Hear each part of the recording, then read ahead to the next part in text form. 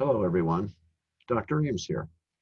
This time I'd like to talk about the classes of consumer goods, and we'll follow up at a later time with industrial goods.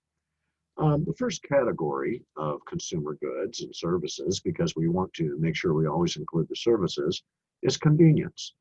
So, convenience goods and services simply are products that a consumer might purchase frequently, something that will be quick, it'll be easy, and indeed it will be a very much a minimum of effort to get these sorts of products.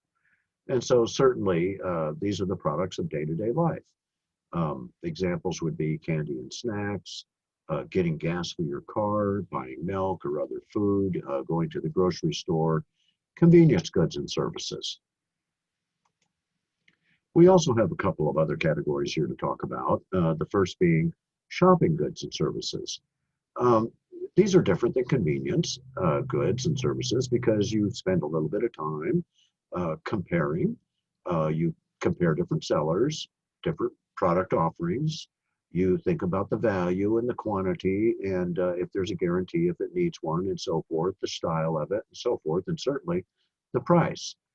These are the normal things that we go out and purchase with a little bit of effort, not exactly like convenient goods where we're looking for something that we've already made up our mind about and we just want it now. Um, but shopping goods, those other things that we fill our lives with. Now, the next consumer category of goods and services would be specialty goods and services. This is a very similar category to shopping goods and services. The biggest difference being we're really talking about more unique products that have a identifiable brand identity. Um, and most of the time, we could argue what is a specialty good and what is a shopping good, because part of the definition and how we would class them is how does the consumer themselves perceive these goods? Is it a situation where there is no reasonable substitute? If you think that is the case, and if a lot of people agree with you, then it's probably a specialty good versus a shopping good. And indeed, when we get specialty goods, we put forth sometimes a little more effort. They might be more expensive. They might have perceived higher quality and a bunch of features that we think are superior to things that are just regular shopping goods. And so you can see some examples here. Fine watches, expensive wine, designer clothes versus everyday clothing, jewelry, uh, specialized medical care. These all make sense as specialty versus just regular shopping goods and services. And as you can see here, these specialty goods find niche markets. And these niche markets are quite often for our pets. And so specialty goods aren't just for humans. And you can see here a variety of things you can spend your money on if you're a dog lover or even a cat lover or so forth.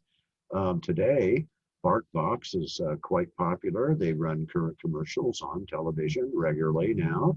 And you can get a monthly box of treats and toys and so forth sent every month for your dog and so forth. And so those would be considered specialty goods.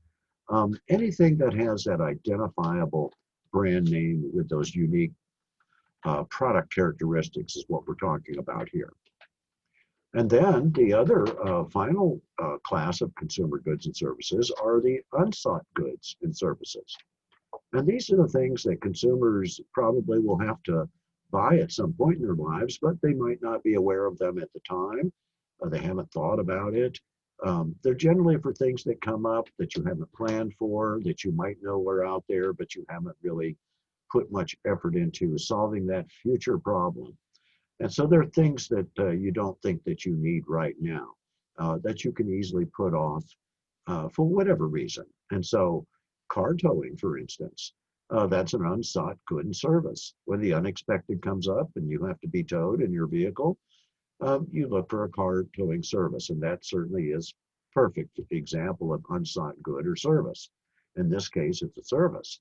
But there are other things like burial services, all the different products provided by the mortuary industry. And so burial services, many people don't plan on dying.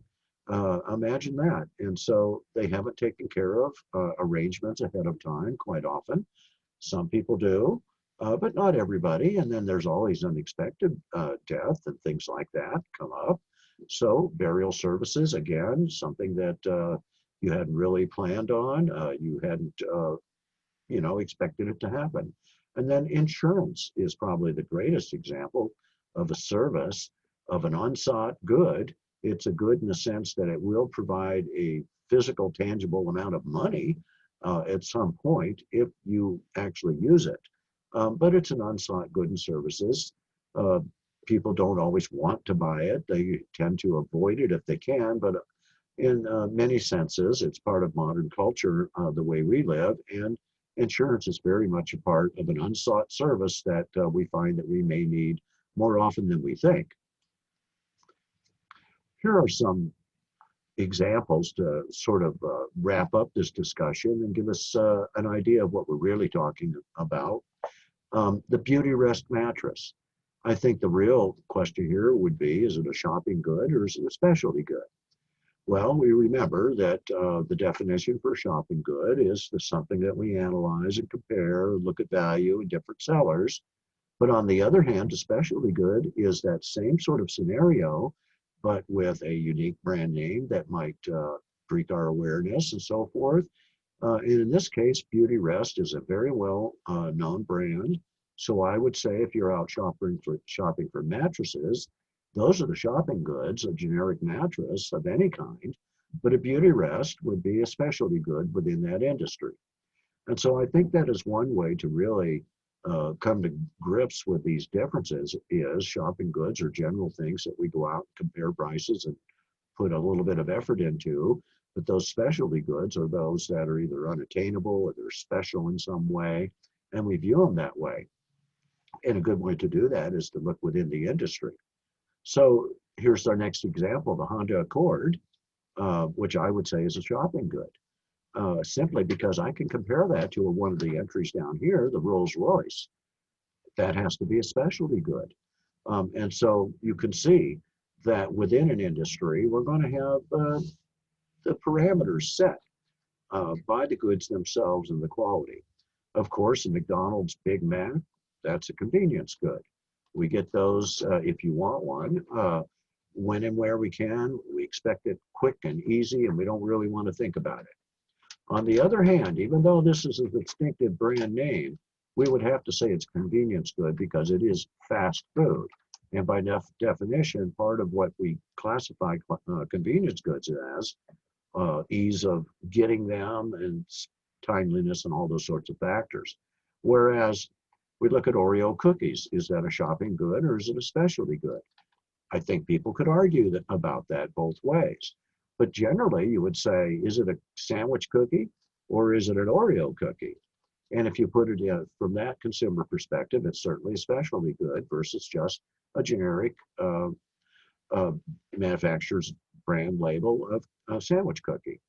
And I would say the Harvard University degree would be considered a specialty good versus, say, actually a Westminster degree, which would be a shopping good, which would you certainly compare sellers and so forth, but not everybody can get accepted at Harvard, not everybody can afford it, and so forth. Okay, folks, that's all I wanted to talk about this time. I'll talk to you again soon.